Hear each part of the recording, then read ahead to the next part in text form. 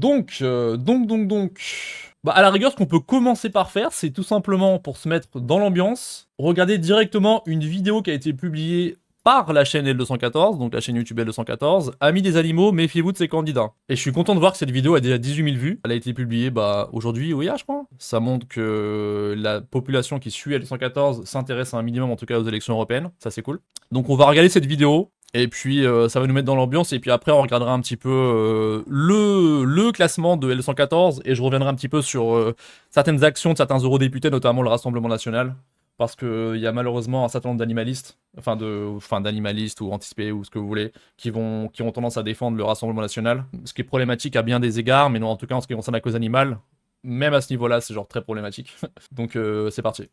Une vidéo spéciale Europe et élections européennes. C'est l'occasion pour moi de vous présenter les pires ennemis des animaux parmi les candidats qui se présentent à ces élections. Parce que oui, quand on écoute les élus ou les candidats, ils jurent la main sur le cœur, être à fond pour le bien-être Attendez, j'ai oublié un petit truc, j'arrive. animal. Mais qu'en est-il vraiment dans les faits? Si vous voulez être parfaitement incollable sur cette question, je vous conseille d'aller faire un tour sur notre observatoire politique et animaux.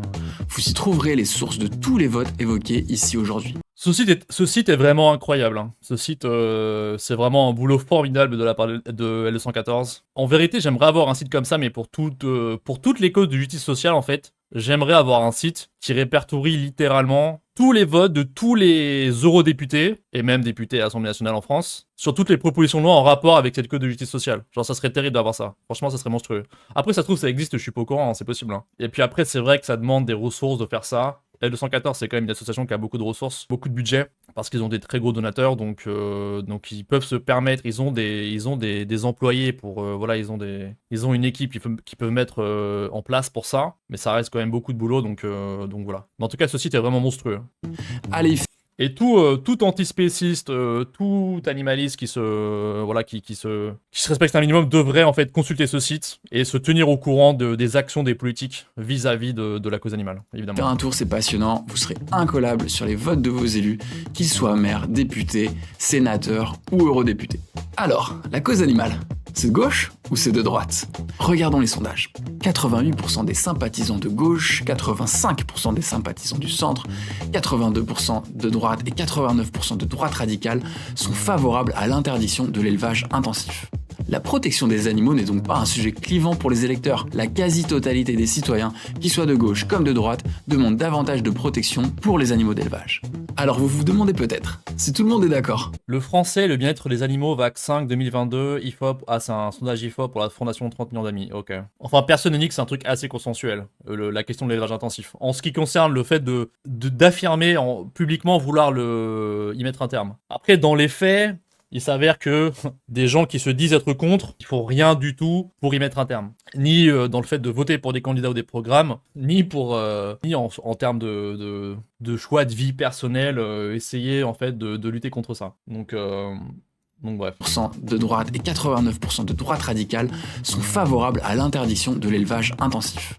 La protection des animaux n'est Franchement, il y a probablement... Je serais curieux d'aller voir les chiffres, mais il y a potentiellement plus de gens en France qui se disent contre l'élevage intensif, par exemple, que de gens qui se disent contre l'interdiction de la chasse, ne serait-ce que le week-end. Ou la chasse tout court. L'élevage intensif, je pense que c'est l'un des trucs les plus consensuels sur lequel les gens se disent contre. n'est donc pas un sujet clivant pour la preuve, en fait, hein, la preuve, d'après ce sondage, en tout cas. les électeurs. La quasi-totalité des citoyens, qu'ils soient de gauche comme de droite, demandent davantage de protection pour les animaux d'élevage. Alors vous vous demandez peut-être si tout le monde est d'accord. Pourquoi est-ce que ça avance si peu ou si lentement? Eh bien, au niveau des votes et de leurs actions, les élus sont en général bien... En fait, par contre, ce qui est vraiment très bien dans cette vidéo dès le départ, c'est qu'on est en train de dire, il y a tant de gens en France qui sont contre l'élevage intensif. Apparemment, il y a aussi bien des gens de droite, d'extrême droite, de gauche et du entre guillemets du centre qui se disent contre l'élevage intensif. Comment ça se fait que ça évolue pas vraiment à ce niveau-là en France? Et tout de suite, on parle du vote direct dans la vidéo. Alors évidemment, c'est une vidéo qui est en référence aux élections européennes, mais tout de même, je trouve qu'il y a un truc qui manque effectivement dans le discours animaliste, c'est de tout de suite rapporter discours antispé et tout, et même probablement en fait le discours politique en général, même si on parle pas seulement antispécisme, n'importe quelle cause de justice sociale, n'importe quelle question sociétale, tout de suite parler du vote, tout de suite parler du pouvoir citoyen et de la capacité à changer les choses à échelle systémique via le fait de mettre au pouvoir en fait des gens qui vont être en mesure d'apporter ce changement. Ça c'est cool, ça c'est cool. En dessous des attentes citoyennes. Mais certains trahissent plus que d'autres les espoirs de leurs électeurs. En effet, si on regarde de plus près les votes et les actions à partir du centre et en allant sur la droite, je dois vous dire que c'est souvent la catastrophe. On assiste à une attitude très Ah bon? Putain, j'aurais jamais pensé. J'aurais jamais pensé, ma gueule. nettement anti-animaux et pro-lobby de l'élevage et de la chasse. Et comme les élections approchent, J'ai pas vu, on avait qui? On avait Willy Schrein. de la chasse. Ça c'est Thierry Coste, donc c'est lobby de la chasse. Pour les gens qui savent pas, donc c'est Macron, lobby de la chasse, et voilà. Et comme les élections approchent, c'est le moment pour nous de faire un flashback sur ces dernières années pour vous présenter les pires ennemis des animaux parmi les eurodéputés et les candidats à ces élections. On y va? C'est parti. Mesdames, Messieurs, voici sans plus attendre les nominés dans la catégorie les pires ennemis des animaux. Pour Renaissance, Jérémy De Serle, chez les Républicains, Anne Sander. Chez Reconquête, Marion Maréchal, au Rassemblement National, Jordan Bardella, et pour Alliance Rurale, Willy Schrein. Tiens. J'aurais jamais pensé retrouver ces partis parmi les plus gros ennemis de la cause animale, je sais pas pourquoi. Grosse surprise. On commence fort avec Jérémy De Serle, eurodéputé Renaissance. On lui donne la parole. Donc Renaissance, je rappelle, c'est le parti qu'avait créé Emmanuel Macron. Mais on doit cogner sans réserve, sans retenue, sur les Greenpeace, sur les L214, et je le dis avec fermeté, ils ne doivent plus avoir pignon sur rue.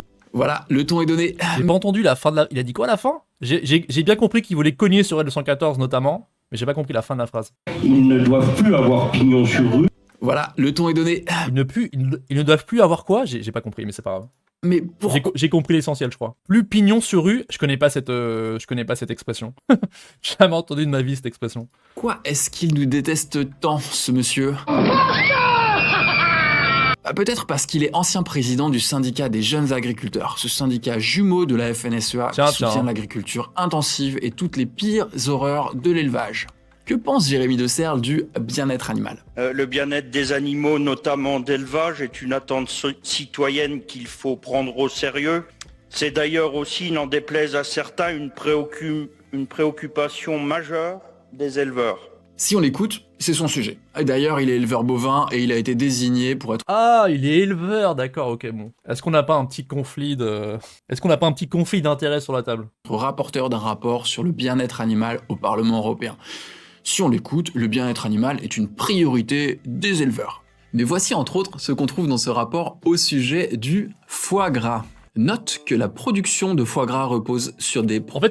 En fait, le fait de voir ça, ça me rappelle une des choses que j'aime bien avec un site comme celui de 114 là, c'est justement de voir la dissonance entre les discours justement de personnalités politiques, les discours publics, les déclarations qu'ils peuvent faire sur Twitter, les déclarations qu'ils peuvent faire à la télévision, dans des interviews, dans la presse, peu importe où, ou ce qu'ils vont dire dans des programmes. Donc en fait des mots, j'ai envie de dire, et en fait de confronter les actions à ces mots. Et en fait les actions, typiquement, que nous on doit prendre en compte de la part des politiques, bah c'est ce qu'ils votent en fait, c'est ce qu'ils votent eux-mêmes à l'Assemblée nationale ou au Parlement européen. C'est sur ça qu'on doit se concentrer, c'est ça qu'on doit regarder en détail. Et c'est là où on voit justement qui se fout le plus de notre gueule. Procédure d'élevage respectueuse des critères du bien-être animal, étant donné qu'il s'agit d'une forme extensive de production qui se déroule essentiellement dans des exploitations familiales où les volailles passent 90% de leur vie en plein air et où la phase d'engraissement, qui dure entre 10 et 12 jours en moyenne, à raison de 2 repas par jour,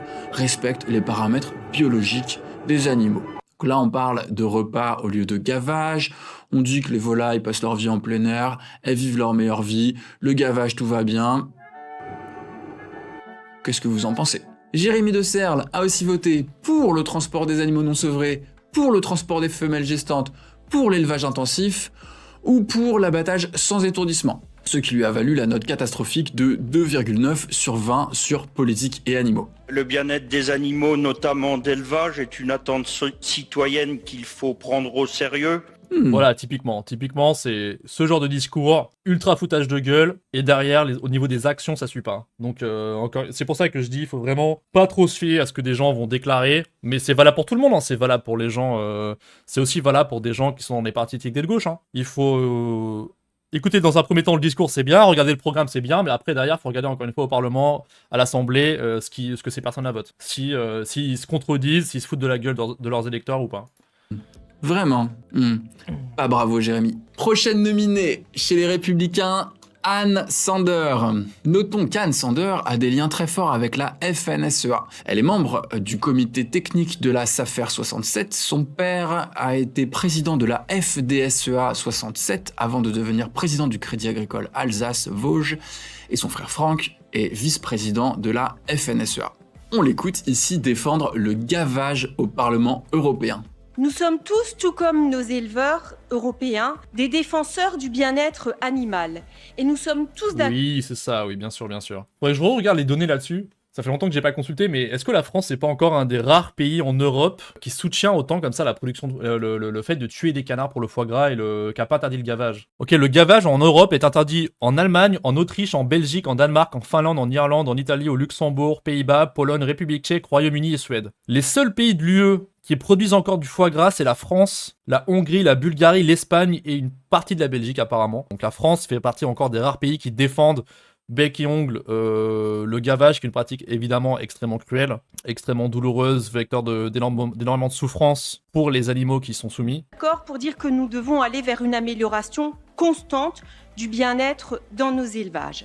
Je veux parler ici du gavage qui permet à notre secteur français du foie gras de perpétuer une tradition gastronomique. Ah, pardon, c'est une tradition, on n'avait pas compris. J'avais pas réalisé qu'en fait, le fait qu'une chose soit traditionnelle, ça la rend moralement acceptable. J'avais pas compris qu'en fait, le fait d'exterminer, de massacrer des animaux à la chaîne était acceptable parce que c'est une tradition, my bad, autant pour moi. Propre à nos régions.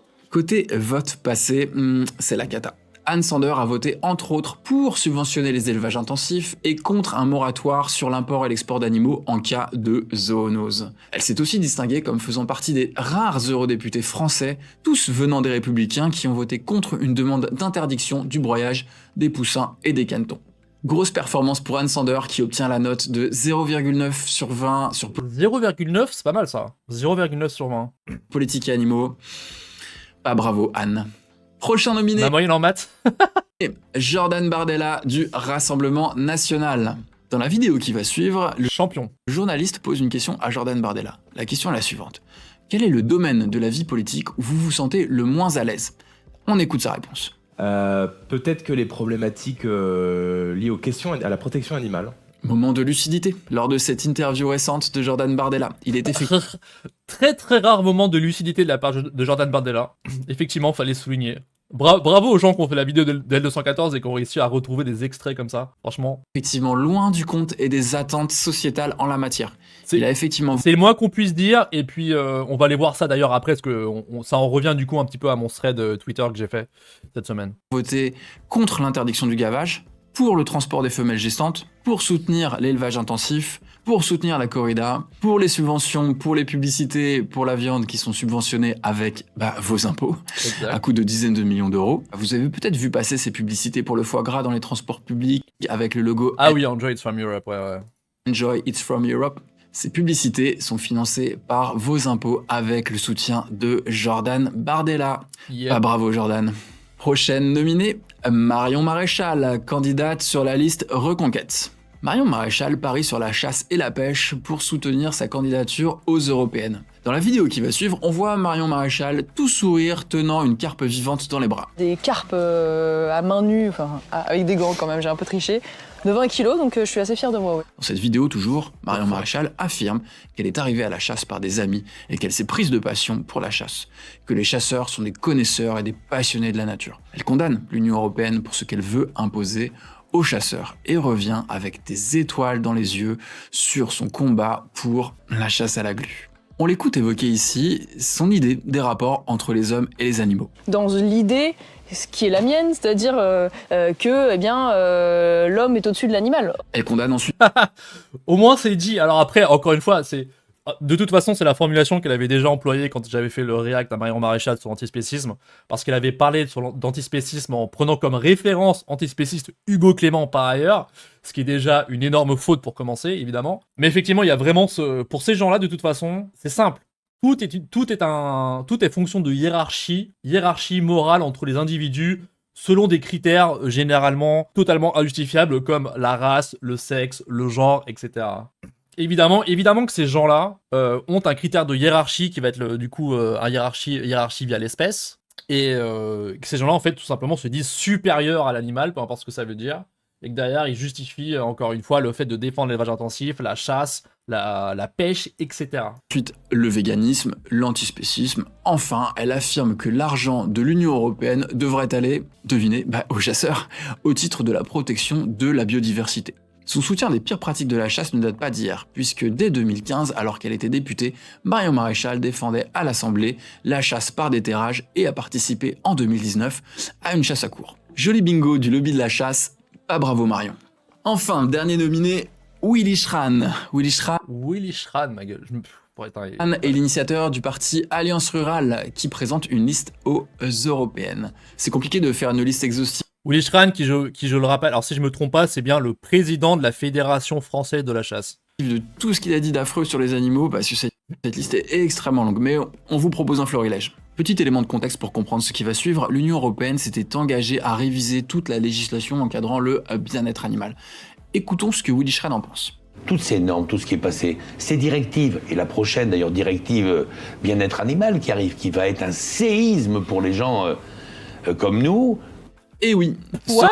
Ça veut dire quoi pour les gens comme nous? Les gens comme nous qui aimons, qui jouissons de la mise à mort systématique de 3 millions d'animaux par jour dans les abattoirs en France, nous qui jouissons de ça, ça va être un séisme pour nous. Je sais pas c'est quoi les chiffres de l'Union européenne. Je sais qu'à échelle mondiale, c'est 70 milliards d'animaux terrestres et environ 1500 milliards d'animaux aquatiques qui sont tués chaque année pour l'alimentation. Au niveau de l'Union européenne, je sais pas exactement, mais en tout cas, ce qui est sûr, c'est que la France est dans le top 3 des plus gros consommateurs de chair animale. Ça, c'est sûr. Selon Schran, protéger davantage les animaux serait un séisme. A noter que la vidéo est sortie en février 2024. La révision... Ça serait un séisme, mais un séisme positif en fait. C'est sûr que pour les encore une fois, les milliards d'animaux qui sont mutilés, exploités, égorgés tous les jours, gazés pour les cochons et pour certains autres, pour eux, ça va être un séisme, c'est clair. Un changement vraiment, vraiment significatif. De la législation au niveau européen était déjà morte et enterrée à ce moment-là. J'ai donc l'impression qu'il sait pas vraiment de quoi il parle, ou alors il pense qu'un texte est encore d'actualité alors que il l'est plus du tout. Il remet le couvert un petit peu plus loin. La directive bien-être animal qui arrive, dont j'ai eu les premiers écrits, mais enfin c'est terrible. Au moment où Willy Schran parlait, la révision était déjà enterrée, comme je le disais tout à l'heure. Est-ce que finalement il y connaît rien à l'Europe? Jetons un œil à son programme pour les européennes. Le programme sur son site... Imagine lire le programme aux européennes de Willy Schran. On va se régaler. Antispécisme, interdiction au niveau européen des intrusions, reprise de la fameuse loi de 114. Donc interdiction au niveau européen des intrusions, ok, donc c'est littéralement, on interdit le statut de lanceur d'alerte en fait doit être combattu par tous les moyens. Reprise de la fameuse loi de 114, ça veut dire quoi reprise? Ça veut dire on annule je sais pas ce que ça veut dire reprise. Antispécisme, interdiction de la propagande. Je rappelle que la loi de 114 qui a donné son nom à l'association L 114, c'est le texte de loi qui définit les animaux comme étant plus des propriétés mais des êtres sensibles. Antispécisme, interdiction de la propagande antispéciste dans les écoles. Ok ma gueule. Par contre je suppose que Interbev et le lobby de la chasse ont toujours le droit d'y aller. Plan d'investissement européen pour mettre aux normes les avatars. Ok, obligation pour chaque pays. Obligation pour chaque pays européen de servir lait, fromage, viande, poisson, fruits et légumes de sa production nationale, cette établissement scolaire. Ok. Ça, je crois que c'est contraire au droit européen, mais les traités européens, on peut leur désobéir. Je crois qu'il y a juste des répercussions économiques éventuellement. Favoriser le développement de l'enseignement agricole et professionnel pour garantir l'égalité des chances au sein d'un Erasmus des territoires fragilisés. Ok. Bref. Ce que je comprends pas, c'est que c'est déjà illégal de s'introduire dans un élevage ou un abattoir. Genre, quand L214 s'introduit dans un abattoir, c'est déjà illégal en fait. Ils peuvent gagner un procès parce que ce sont des lanceurs d'alerte et qui peuvent mettre en lumière des dysfonctionnements, des manquements à la loi, etc. Mais c'est déjà interdit en fait de s'introduire dans un abattoir ou un élevage, parce que c'est une propriété privée. Donc je sais pas ce que ça veut dire, interdiction au niveau européen des intrusions. What the fuck? Alliance Rurale est vraiment bien pourrie. Je cite. Interdiction au niveau européen des intrusions, reprise de la fameuse loi L214. J'ai vraiment cité mot pour mot, je comprends pas ce que ça veut dire. Arrêt immédiat de la directive protection animale. Pareil, je sais pas vraiment ce qu'il entend par... Ouais, ça je sais pas non plus ce que ça veut dire. Interdiction...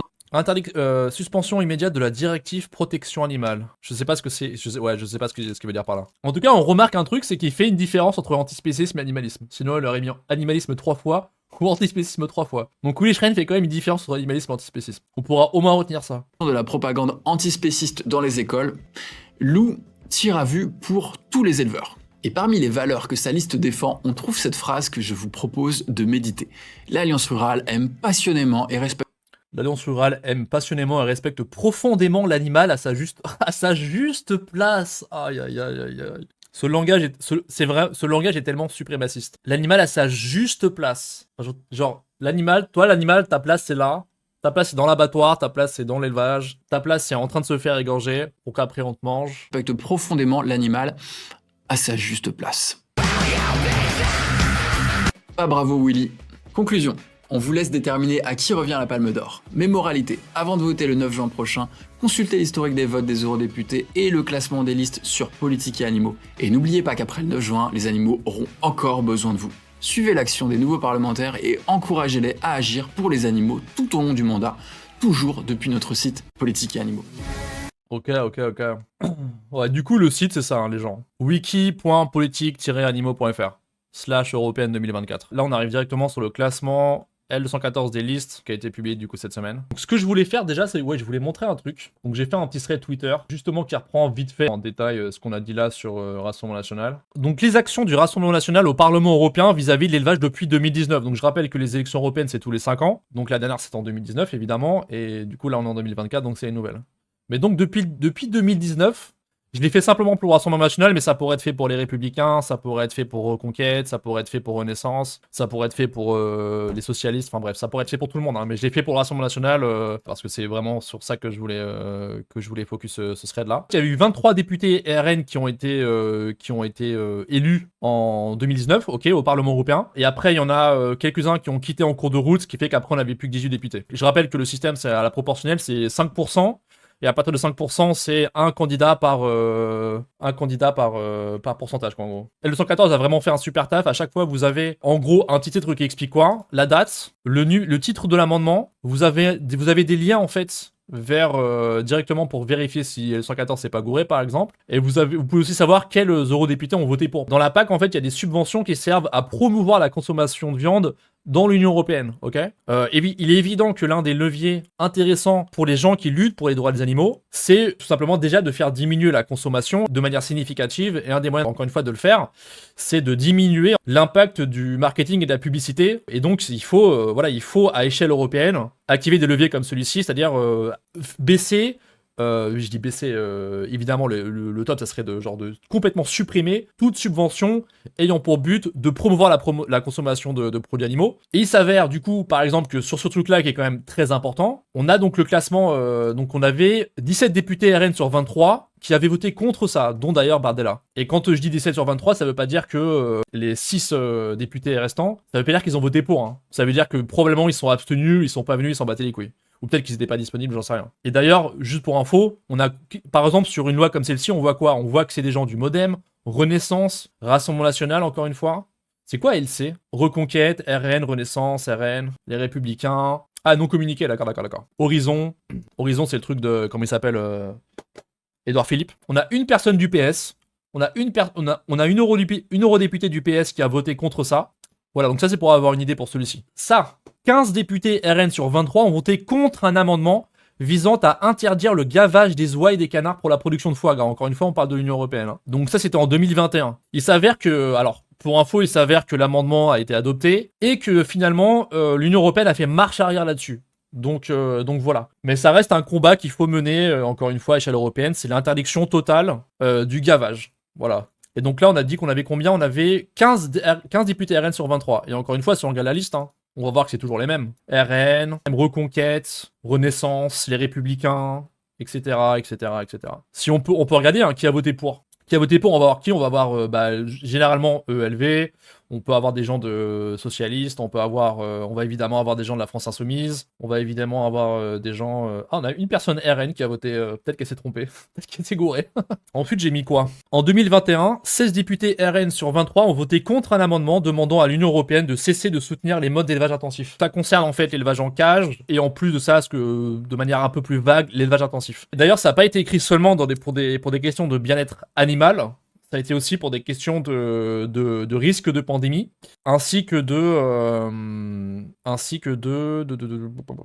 des questions de antibiorésistance aussi, ainsi qu'un poids sur les écosystèmes environnants, bref. Mais voilà, encore une fois, 47 eurodéputés ont voté contre. Je me répète un petit peu, parce que du coup ça va toujours être les mêmes, mais c'est bien pour vous montrer que les gens qu'on élit au Parlement européen agissent au Parlement européen, ok? Peut-être qu'ils agissent pas beaucoup, peut-être qu'ils y vont pas souvent, mais n'empêche que ça peut avoir un impact significatif d'élire certaines personnes au Parlement européen. Et qu'il ne faut pas prendre ce genre d'élection à la légère non plus. Et aussi pour montrer quel type de candidat, quel type de parti, quel type d'idéologie agissent contre les intérêts des animaux, ok? Pour augmenter leur souffrance, pour ne rien faire par rapport à leur violation de droits, etc.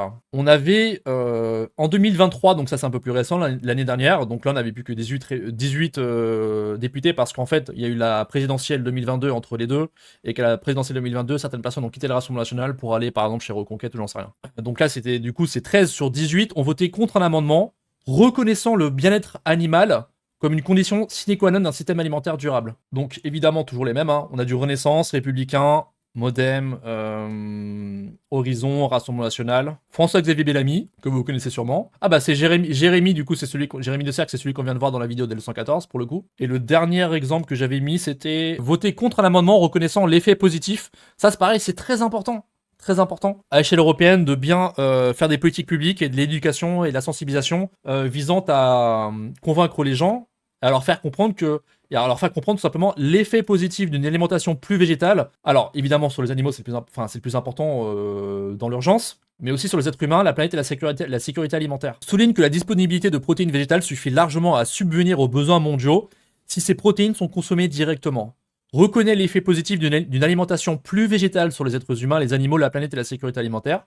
Souligne qu'il convient d'accroître le soutien à la production et à la commercialisation de protéines d'origine végétale, très important, en même temps que la production de protéines végétales en Europe, afin de renforcer la sécurité alimentaire, et reconnaît qu'il importe de promouvoir des modes de vie sains ainsi que la transformation durable, etc., etc. Donc même sur un truc, on va dire aussi, qui nous paraît à nous aussi trivial, ces gens-là vont, Rassemblement National, Renaissance, Républicain, etc. vont voter contre ça. Alors évidemment que s'ils votent contre ça, c'est pas forcément par rapport à leur idéologie, j'ai envie de dire, propre et personnelle, mais aussi parce que ces gens-là sont main dans la main avec les pires syndicats, avec les pires lobbies, la FNSEA, Interbev, etc.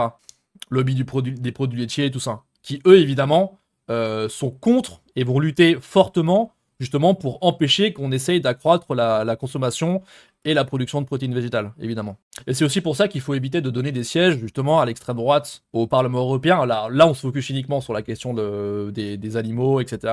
Parce que c'est le sujet du jour, on va dire. Mais par rapport à ça, c'est important de ne pas donner des sièges à l'extrême droite, en fait, et donner des sièges à des gens qui vont pouvoir siéger au Parlement européen et qui vont voter pour ces amendements-là. Imaginons qu'il y a un amendement qui passe pas à quelques voix près, parce qu'on n'aura pas envoyé assez de députés, en fait, progressistes qui vont voter pour ces voix-là, enfin pour ces amendements-là, en fait on se sentira bien con. Et après j'avais juste mis le classement du coup, le classement des 78 eurodéputés.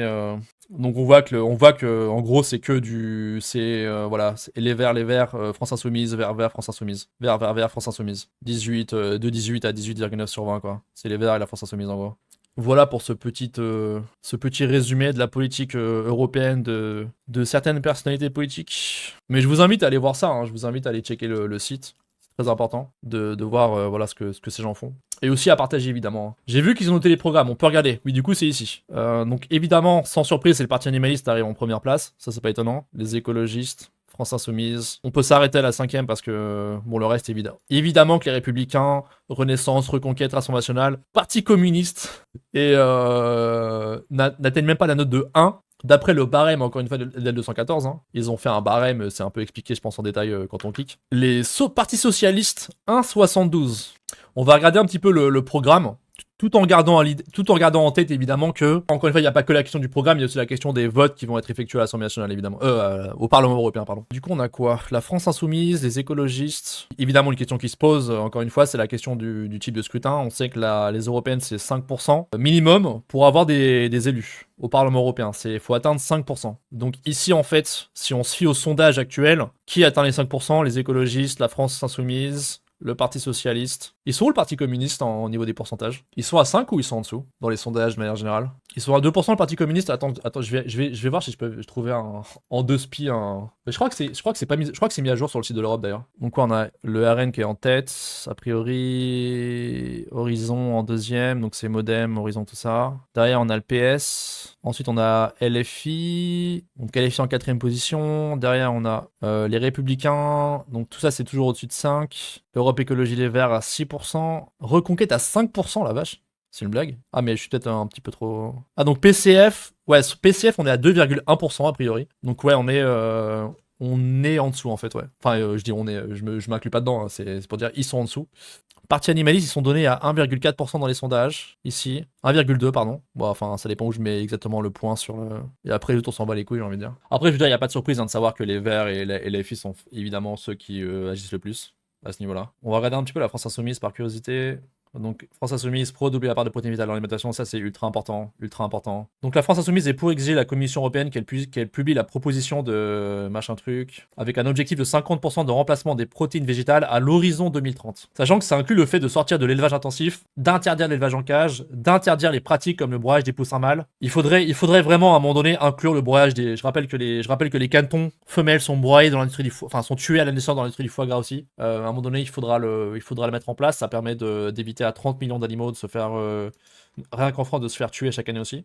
Réduire de 50% la consommation moyenne de protéines animales d'ici 2030. Déterminer de nouvelles normes, conditions d'élevage. Bon, ça c'est du... Oui, évidemment, c'est des positions welfaristes. Mais disons que c'est vraiment le cahier des charges significatif que tu peux mettre en place à l'heure actuelle au Parlement européen si tu as suffisamment de députés qui vont voter pour. Instaurer dans le droit européen un objectif de réduction de 50% du nombre d'animaux terrestres élevés dans l'UE à l'horizon 2030. C'est probablement les deux trucs les plus importants en fait. Je rappelle qu'en France c'est 3 millions par jour. À l'échelle de l'Union européenne, je sais pas honnêtement, je connais pas vraiment les chiffres. Donc très bien de la part de la France Insoumise. Questionnaire sur la végétalisation de l'Europe. Ok, ça c'est cool. Je trouve ça fou qu'ils mettent des partis qui risquent de faire moins de 5% en recommandation sans même une alerte.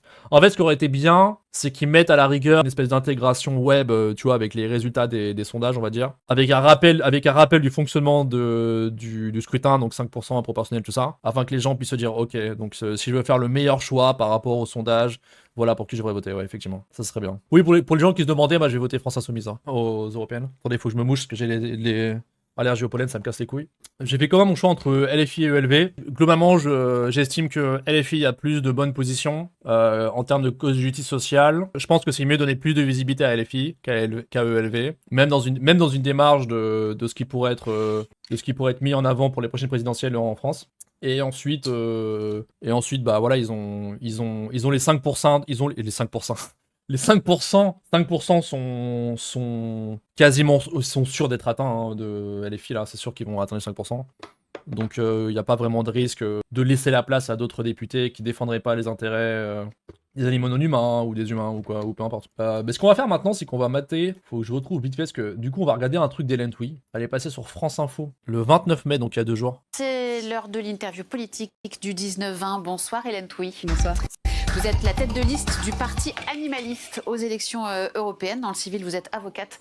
Vous défendez notamment l'association L214. Bonsoir Gilles Bornstein. Bonsoir Sonia, bonsoir à tous. Et bonsoir Hélène Touy. Bonsoir. C'est à vous Gilles. C'est à moi. On va évidemment aborder votre programme. D'abord, on va dire un mot de politique. Voici le dernier sondage, tout frais sorti des ordinateurs. L'affiche du parti c'est quoi? C'est l'affiche avec un chat, non, c'est ça? De l'IFOP. 2 chiffres seulement, les écologistes qui sont à 6,5 et vous à 1,5. C'est bizarre qu'ils ont mis que les écologistes et que le parti animaliste. Enfin, donc 1,5% et c'était il y a 2 jours. 6,5, ouais. C'est pas tellement au-dessus de la barre de 5% pour avoir des élus. Les écologistes sont en grand danger d'élimination. Vos 1,5%, on peut considérer que c'est des... Vince 15,97. Merci beaucoup pour ton abonnement Prime, ça fait très plaisir. Merci à toi. C'est le 2e mois. Merci beaucoup. Des voix qui sinon iraient aux écologistes. Est-ce que, pour qu'il y ait des défenseurs des animaux au Parlement européen, vous ne feriez pas mieux de retirer votre liste? Tu pouvais pas commencer avec un truc plus difficile à réfuter que ça. La seule réponse que tu peux donner, mais qui va probablement en fait être de la mauvaise foi, ou un espèce de truc de calcul, c'est de dire, moi je pense qu'on va faire plus que... Je pense qu'on va atteindre les 5%. Je vois pas ce qu'elle peut répondre d'autre que ça. Mais on va voir. Ce que font généralement les gens, généralement quand ils sont en dessous dans les sondages, ils disent non, moi je suis sûr que je vais atteindre les 5%, il n'y a pas de problème. Alors non, d'abord, les voix ne s'additionnent pas. Nous avons une position et une spécificité, c'est que le parti animaliste est transpartisan, c'est-à-dire qu'il dépasse les clivages politiques. Nous avons des personnes de sensibilité de gauche, de droite, qui se positionnent... Vous êtes écologiste ? Mais on défend l'environnement, nous sommes animalistes. Et donc évidemment que nous avons des points de convergence avec les écologistes, mais nous n'avons pas la même vision et pas la même approche. Écologiste, parce que je vous demande écologiste, vous dites animaliste. Nous, on défend Bon, au final, elle n'a pas encore répondu à la question, mais... l'environnement, on a des points de convergence, mais on a aussi des points de divergence. Nous considérons que les individus, les animaux sont des individus, qu'ils ont des intérêts à défendre et que ça ne doit pas être des variables d'ajustement. Des individus comme nous ? Les animaux sont des individus. Ce sont comme des vous, êtres, comme Sonia, comme moi. sont des êtres sentients, donc qui ont des sentiments, Ce sont des êtres sentients qui ont des intérêts, comme les êtres humains, un intérêt à vivre, des individus qui recherchent le plaisir, qui cherchent à éviter la douleur, qui disposent de droits fondamentaux, parce qu'ils sont sentients. Qui souffrent et qui doivent être défendus. C'est pas un scoop, en fait. La plupart des scientifiques, enfin même tous les scientifiques maintenant, reconnaissent la sensibilité, même notre code rural et notre code civil. Donc c'est pas une innovation. Mais je reprends la question, vous maintenir, c'est pas prendre le risque qu'il n'y ait aucun défenseur français de la cause animale au Parlement européen ? Alors d'abord, j'ai envie de vous dire que... C'est pas prendre le risque qu'il n'y ait aucun défenseur français, parce qu'il y en aura dans la France insoumise, il y en aura chez les Verts. Donc c'est pas prendre le risque qu'il n'y en ait aucun, c'est prendre le risque qu'il y en ait moins qu'il aurait pu y en avoir. Nous, on pense qu'on fera 5% parce que l'on a fait... oui. Mais voilà, c'est évidemment je vois pas comment tu peux en fait répondre autre chose que ça sans en fait être dans la contradiction. Donc plutôt qu'éviter la contradiction, ces gens-là vont dire nous ferons les 5%. On parlera après le 9 juin. Salut Fig. En 2010, 5%, je précise, c'est la barre pour avoir des eurodéputés. En 2019, on était crédité dans les sondages 0,5, 1. On n'avait aucun moyen, même pas les moyens de mettre des bulletins à 100%, ce qui fait que les bulletins ont été mal répartis, pas de profession de foi. Aujourd'hui, nous avons un budget bien plus important, des bulletins, 100% des bulletins dans tous les bureaux de vote. Tous les électeurs français auront à leur disposition des bulletins et des professions de foi. Nous avons aussi davantage de notoriété. Et donc, sans moyens financiers, sans notoriété, nous avions fait 2,16% là où personne nous attendait. Maintenant, nous avons plus de moyens, plus de notoriété. Donc, nous allons continuer à progresser et obtenir les 5%. Et on en reparlera le 9 juin. Eh bien, il y a beaucoup de candidats qui nous ont dit ça sur ce plateau. Ouais, j'imagine. Salut Rocher. On verra. D'autres pas. Voilà. On va voir vos affiches de campagne. Alors, votre affiche de campagne, parce que c'est celle qui est spécifique à cette élection, on y voit, alors ça c'est pas l'affiche de campagne, voilà, on y voit un petit chat tout mignon. Est-ce que vous espérez que ce petit choix soit prescripteur et que les électeurs qui iront voter avec leur enfant, eh bien, convainquent leurs parents de voter pour vous parce qu'il est tellement mignon ce petit chat? Alors, mettre un animal sur une affiche, c'est pas une blague, c'est quelque chose de très sérieux. La cause animale, c'est le point d'entrée à plein de problématiques qui touchent les Français, le pouvoir d'achat, l'environnement, la crise agricole que l'on connaît. On va en parler dans quelques... Personnellement, l'affiche, je m'en bats un peu les couilles en vrai. Hein. L'affiche avec un chat, ok, on comprend très bien pourquoi il y a un chat. Hein, je veux dire, personne n'est dupe. Voilà, c'est un animal mignon. C'est probablement un des animaux dans les sondages qui arrivent en tête des animaux préférés des Français et des Françaises. Donc, instants, je pense. Donc, s'intéresser à la question animale, c'est aussi décliner beaucoup d'autres sujets de société qui sont directement en lien, notamment la santé publique, notamment les questions sanitaires.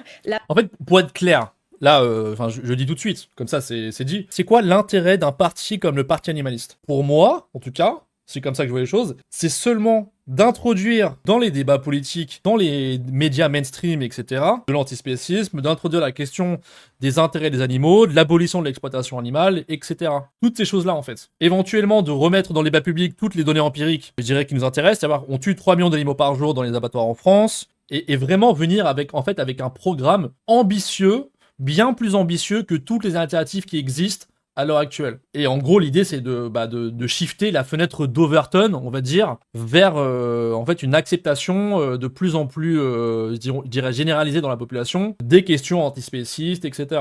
Un parti comme celui-ci, en fait, une fois que le travail a été fait à ce niveau-là, devrait être, mais comme pour les présidentielles avec d'autres types de partis, de se retirer, laisser toutes ses chances à ceux qui ont des programmes moins ambitieux, mais malgré tout, bien préférable au status quo, de parvenir à des postes de pouvoir, donc soit au Parlement européen par exemple, soit en France. Et ensuite, idéalement ce qui peut se passer, c'est qu'on peut avoir des partis progressistes qui vont faire appel, on va dire, à l'expertise de ces petits partis, qui en font vraiment en fait leur sujet principal, pour justement mettre en place des politiques vis-à-vis de ce sujet-là, quoi. Et donc par contre, ce qu'il faut qu'un parti comme celui-ci fasse, c'est qu'il vienne réellement avec quelque chose d'ambitieux, et qui puisse réellement shifter la fenêtre d'Overton par rapport à ce que proposent les alternatives. Est-ce que c'est le cas aujourd'hui avec le Parti animaliste ?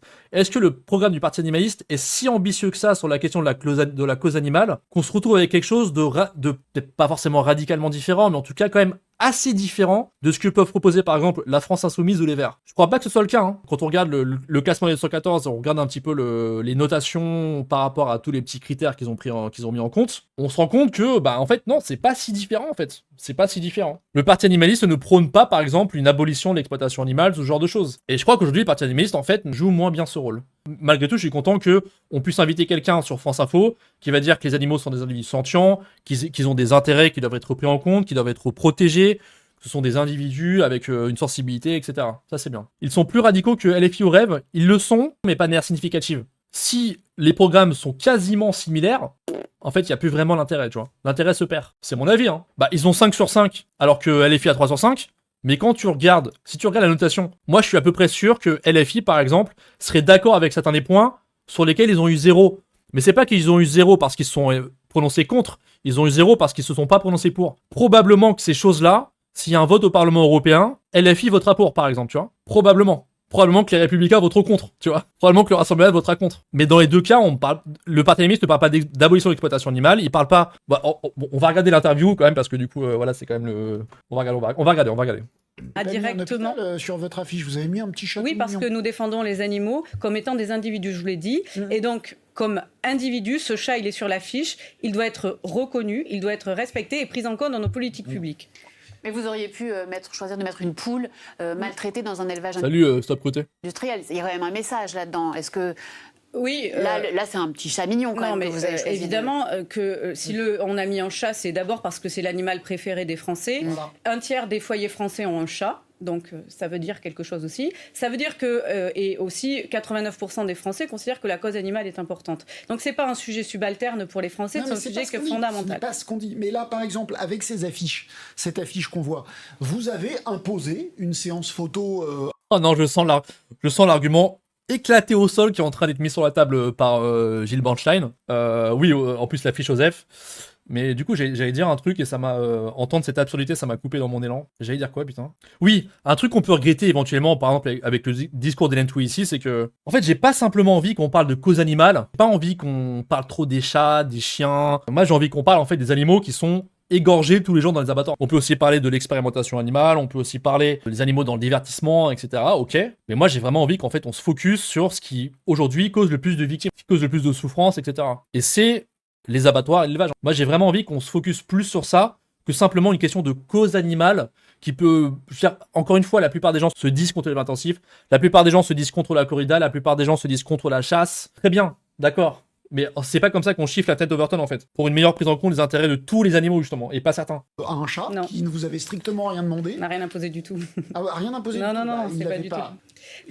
Non, mais écoutez, c'est pas du tout imposé. C'est une photo d'un chat, comme vous pouvez prendre...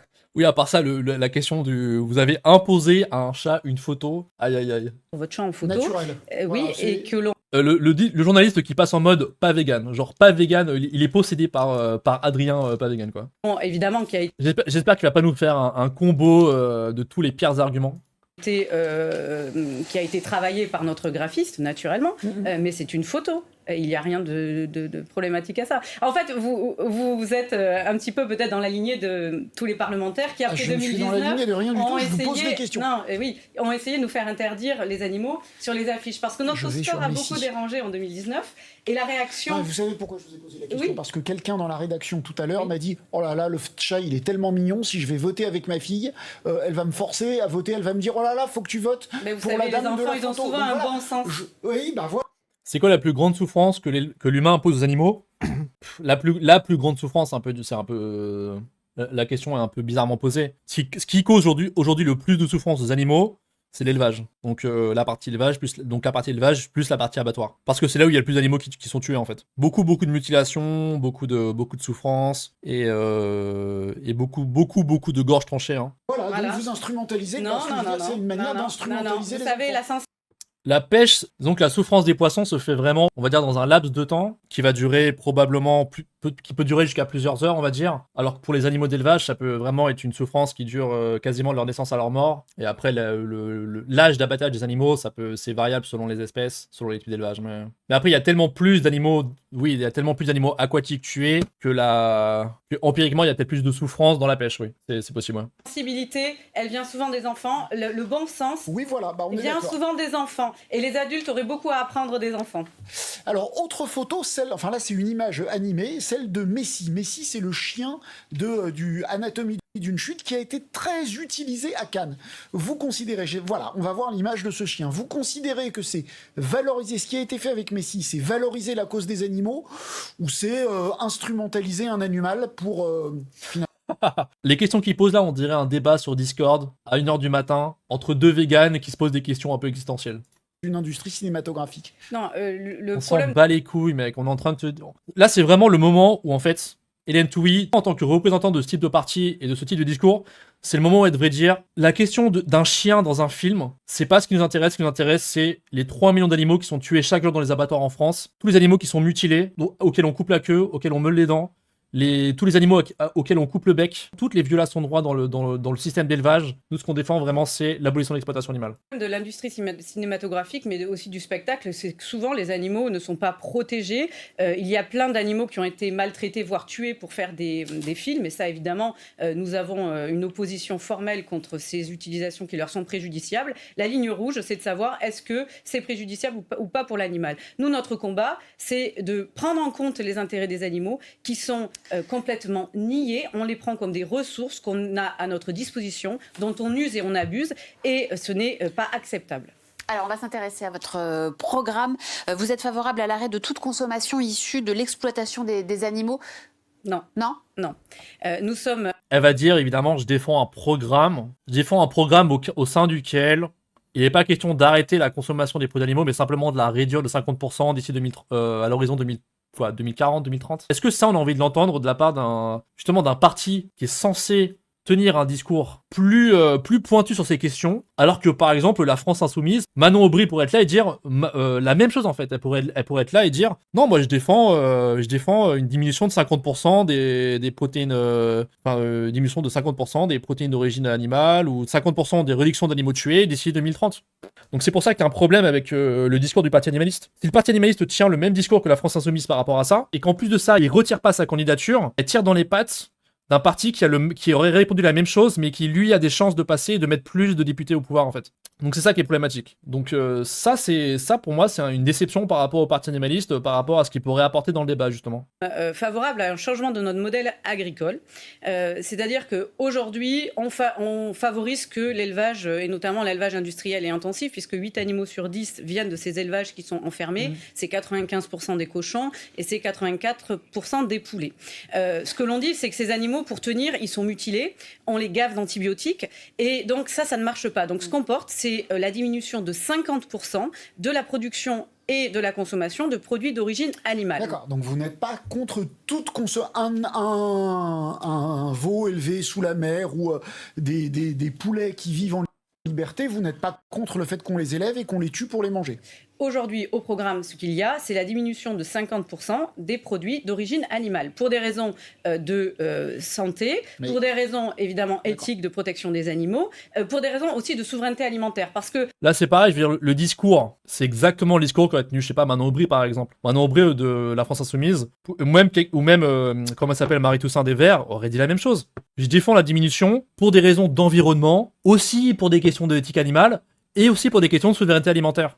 Donc, je sais pas. Ouais. On entend partout qu'on va obtenir la souveraineté alimentaire. Avec notre modèle agricole, ce n'est pas possible parce que nous n'avons pas les surfaces agricoles nécessaires pour faire un régime végétal. L'élection, c'est le moment de faire un choix pour un truc qui peut gagner. Ouais, mais justement, il y a des gens qui se retrouvent dans qui sont convaincus par personne. Boum, ils regardent Hélène Touy, ils vont être convaincus par le Parti animaliste. À la présidentielle, ils vont être convaincus par le NPA, par exemple, par Poutou. Un moment, on va dire, stratégique avant les échéances de vote, cette personne-là, donc, par exemple, Poutou, ou je sais pas, la Hélène Touy, se dit, ok, on se retire, sa candidature, et dit, ok, nous, on a vraiment Par exemple, Hélène Touy va dire, ok, nous, on veut vraiment prendre le plus au sérieux le fait de défendre les intérêts des animaux. Et comme on est vraiment à peu près sûr qu'on va pas avoir les 5%, on va se désister, on va arrêter notre candidature et on va à la place vous conseiller, vous inviter à voter pour Manon Aubry, par exemple. Parce que cette personne-là défend significativement les animaux par rapport au status quo et la liste a de bonnes chances de dépasser les 5%. Peut-être que la personne qui n'avait pas été à la base convaincue de voter LFI va se dire, ok, bon, j'avais pas été à la base convaincu, mais j'ai été convaincu par Hélène Touy. Hélène Touy, le parti animaliste suggère de voter, donne des consignes de vote. Ok, je vais suivre la consigne de vote et je vais faire ça, tu vois. Pour ça, ça peut être une bonne tribune du coup. Mais après, c'est sûr qu'il y a un moment stratégique. Si tu le fais la veille des élections, oui, c'est sûr que c'est un peu ça. Enfin, c'est quand même bien de le faire, tu vois, la veille des élections. Ça peut quand même, l'air de rien, avoir un impact significatif. Mais c'est sûr qu'il vaut mieux le faire un petit peu avant, j'imagine. Un Français, c'est 1300 mètres carrés par habitant. Donc vous seriez pour un régime carné, c'est 4300. Vous seriez pour l'interdiction totale, mais vous considérez qu'aujourd'hui on n'a pas les moyens, on ne pourrait pas nourrir tout le monde. Non, mais ce que l'on dit, c'est qu'il faut aller aujourd'hui sur les causes. Là, elle dit pas oui, hein. Est-ce qu'elle aurait pas dû dire oui, là, vraiment, premier degré? Donc Gilles Borchardt, le journaliste, lui répète, est-ce que vous n'êtes pas pour un arrêt total de la consommation de produits animaux, mais pour des raisons évidentes, aujourd'hui, vous pensez que c'est pas possible de le faire du jour au lendemain, et donc il va falloir du temps pour le mettre en place, et donc du coup vous proposez quelque chose, un truc par échelon, on va dire. Est-ce qu'elle aurait pas vraiment là dû dire, oui, effectivement, moi je suis pour un arrêt total de la consommation des produits animaux, parce que j'estime qu'il est injustifiable de continuer à exploiter et de tuer des animaux pour des raisons triviales comme le plaisir gustatif, comme la tradition, comme la culture, alors que des alternatives aujourd'hui existent, sont facilement trouvables, etc. Mais effectivement, voilà, la situation est telle que nous devons y aller par étapes, par échelon. Je pense qu'elle aurait dû répondre ça, franchement. Donc, les plus graves. C'est quoi leurs opinions sur les autres questions sociales, écologiques, internationales, etc. Franchement, ils se prononcent pas en fait là-dessus. Le parti animaliste justement se focus uniquement là-dessus. Donc après, c'est pas quelque chose que tu vas trouver sur le programme, c'est quelque chose que tu vas trouver directement chez les personnes impliquées dans ce parti. Et voilà. Et par contre, je pense que globalement, les gens impliqués dans le parti, donc les gens qui se présentent pour le parti animaliste, sont de manière générale des progressistes. Mais bon, ça se retrouve pas forcément après, par contre, dans leur électorat. De souffrance pour les animaux, les plus désastreuses pour la santé publique, pour l'environnement et pour les risques sanitaires. Et ça, c'est les élevages industriels intensifs. Et sur les œufs, le lait, le poisson, tout ça, pour vous, on peut continuer à en manger ou pas? On réduit de 50%, c'est exactement ce que... Voilà, donc en plus, franchement, il insiste. On n'a toujours pas une concession claire que oui, il faudrait vraiment arrêter. On voudrait vraiment que ça s'arrête pour des raisons, encore une fois, de violation des droits des animaux qui sont tués par milliards chaque jour en France et en Europe. Je vous ai dit, c'est une réduction de 50%. Et la viande de synthèse, vous y êtes favorable ? Alors nous, la question de la viande de synthèse, on pense que nous n'avons pas besoin d'aller sur la viande de synthèse parce que nous, ce qu'on veut développer, c'est les protéines et les produits d'origine végétale. Le levier, il est là. D'un point de vue écologique, je l'ai dit, ça prend 3 fois moins de place en surface agricole utile de faire de l'alimentation végétale. On n'a pas besoin d'importer parce que là, aujourd'hui, on ne peut pas être souverain parce qu'on est obligé d'importer 70% de nos ressources de produits végétaux. Ce qu'il faut dire aussi, ce que les téléspectateurs ne savent pas, c'est que pour faire 1 kg de viande, il faut 7 kg de protéines végétales. Ça n'a pas de sens, ce n'est pas rationnel. On gaspille 6/7. Donc, ça, les écolos disent exactement pareil. Oui, mais enfin, ils ne chiffrent pas la diminution. Qui ça? J'ai pas entendu. Qui dit pareil? Les écolos disent exactement pareil. Ah, les écolos disent pareil, c'est ça? Oui, mais enfin, ils ne chiffrent pas la diminution, un délai, et donc non, pas du tout. Ils disent vaguement qu'il faut diminuer. L'abattage rituel pour la viande, essentiellement pour la viande cachère ou halal, est-ce que vous êtes pour son interdiction? Ah oui, bien sûr. Oui, bien sûr, expliquez. C'est l'abattage sans étourdissement, c'est une méthode d'abattage qui est source de souffrance pour les animaux. Les animaux sont abattus, saignés en pleine conscience, et donc évidemment en pleine conscience, ça engendre des souffrances supplémentaires. L'abattage traditionnel, il n'est pas neutre, évidemment, il est source déjà d'atroces souffrances, mais quand on enlève l'étourdissement, on rajoute encore des souffrances, donc évidemment on est contre. Mais donc ça interdirait aux juifs et aux musulmans pratiquants de se nourrir selon les préceptes. Ça c'est faux, hein. L'abattage avec le fait de tuer des animaux avec, je déteste le terme d'étourdissement parce que pour moi c'est un euphémisme, mais avec le fait au préalable de faire ce qu'ils appellent ou bien l'étourdissement mécanique ou bien d'autres types encore une fois de ce qu'ils appellent l'étourdissement, c'est compatible avec les religions et vous avez plusieurs pays dans le monde qui ont des populations musulmanes très très très très large et où les animaux sont tués avec étourdissement, donc c'est compatible en fait. Précepte de leur religion. Le plus grand pays musulman au monde, il est l'Indonésie. C'est exact. Ouais. Il pratique l'abattage avec étourdissement, donc c'est compatible. Bien. Une question plus générale. Après là, c'est important tu peux répondre à ça, mais c'est important encore une fois de bien insister sur en fait l'abattage tout court quoi. Pas juste commencer à se focaliser sur des questions de abattage ceci, abattage cela, étourdissement ceci, étourdissement cela. Non, on est contre toutes les formes d'abattage et avoir vraiment un discours genre très très carré là-dessus quoi. Alors, on assiste au retour du tragique, la guerre est sur notre continent, tout près, l'Europe est en danger, la planète est en danger à cause du réchauffement climatique, et vous dites aux Français, seuls les animaux comptent. Non, on ne dit pas ça. On ne dit pas ça, c'est une réduction et c'est une caricature. Évidemment, ce qu'on dit, c'est que tout est lié. D'abord, toutes les violences sont liées. Le fait de vouloir toujours dominer, écraser l'autre, c'est aussi de poser un regard de domination sur l'autre. Évidemment avant d'être des animalistes, on est des humanistes, d'accord? Oui, mais alors, par exemple, vous insistez davantage sur la domination de l'homme sur les animaux que certains le lisent. À la podium de paille, ouais. Stroman Ça aurait été drôle, ouais.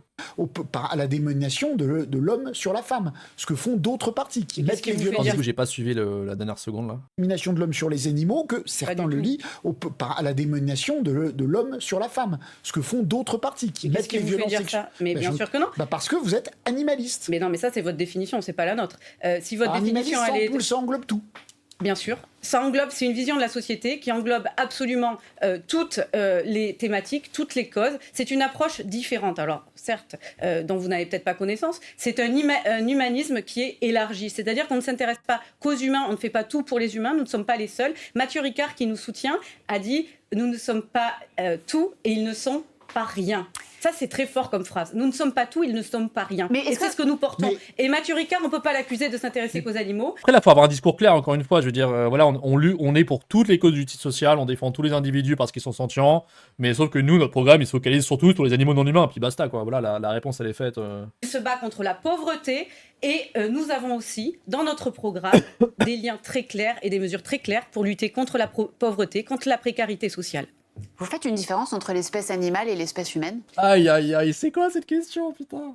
Oh là là là là. Après, il y a toujours un truc que je me demande dans les interviews comme ça, je me dis, est-ce que c'est une question premier degré de la part de l'intervieweuse, ou est-ce que, en fait, ces gens-là posent des questions dont on imagine que les gens qui regardent l'émission se poseraient, en fait, tu vois, parce que c'est sûr qu'après, évidemment, que quand tu vas commencer quand t'es dans une situation où tu peux déplacer la fenêtre d'Overton, c'est bien que tu défends, tu proposes un discours et des positions, etc., qui sont pas majoritaires dans la société et que potentiellement des personnes n'ont jamais entendu de leur vie, quoi. Donc voilà, là, effectivement, tu pars sur France Info. Si tu commences à avoir un discours très radical antispéciste, ou voilà, oui, probablement qu'il y a pas mal de gens qui vont se poser des questions, qui vont peut-être commencer à faire des Stroman dans leur tête, des hommes de paille parce qu'ils savent pas trop, ou peut-être que c'est des gens qui ont lu pas le sujet ou j'en sais rien, et du coup qui ont des a priori complètement éclatés. Voilà, mais bref. Non mais on n'a jamais dit que les animaux étaient les égaux des humains. Non, je vous pose la question. Ce que l'on dit, c'est que les animaux ont des intérêts à ne pas souffrir, principalement, et notamment, et donc il faut les défendre. On ne peut pas les enfermer, les mutiler pour notre seul intérêt. Vous n'êtes pas antispéciste comme Émeric Caron, par exemple. Mais vous mettrez... En fait, ce qui est bizarre dans cette interview, c'est que, en fait, Gilles Bornstein, on dirait donc le mec là, on dirait qu'il essaye de piéger Hélène Touy pour lui faire tenir un discours entre guillemets radical. Mais tenir ce discours entre guillemets radical, c'est, d'une certaine manière, est-ce que c'est pas justement l'objectif du parti animaliste? Est-ce que c'est pas le but de son existence, justement? De dire oui, on est antispéciste, putain, oui, exactement, on est antispéciste. Voilà. Et d'expliquer pourquoi, etc., quoi. En fait, normalement, ça devrait pas être un piège pour Hélène Touy quand quelqu'un lui demande si elle est antispéciste, quoi. L'étiquette que vous voulez, je sais pas ce que vous entendez, parce que la plupart des gens... Antispéciste, comment vous définissez la plupart des gens le définissent mal, donc dites-moi... Après, ceci étant dit, c'est très bien qu'ils disent ça, par contre. C'est très bien de dire, qu'est-ce que vous entendez par ce terme? Analyse sémantique, c'est validé par Athététique, vous connaissez. Quelle est votre définition? Des gens qui ne font pas de différence entre les espèces, voilà, vous voyez, le problème, c'est que c'est pas du tout ça la définition d'antispéciste. Ok, professeur. Non, mais c'est pas... Il faut dire les... Il a le seum. Il a le seum. Les bonnes définitions. L'antispécisme, c'est la prise en compte des intérêts des individus. Les individus Ouais, définition un peu faite maison quand même de l'antispécisme. Dire c'est le fait de prendre en compte les intérêts des individus. Ça aurait été plus intéressant de parler de spécisme du coup. L'antispécisme, c'est le fait de lutter contre le spécisme qui est une discrimination sur le critère de l'espèce. Ils ont des intérêts différents en fonction de leurs espèces, en fonction des conditions de leur vie et des problématiques qui Ceci dit, la réponse est quand même bien. se posent. C'est pas l'égalité, c'est l'égalité des intérêts. Ça n'a rien à voir. Merci beaucoup. Merci beaucoup, Merci à Hélène. vous. En vrai, elle a bien répondu quand même. Touy, d'être venu nous expliquer les enjeux et le programme de ce parti que vous représentez aux élections européennes, donc le parti animaliste. Et merci à vous, Gilles Bornstein. Dans un instant, les jeunes voteront-ils Ok, bref. pour Voilà, le on a fait le parti tour. Hein. animaliste?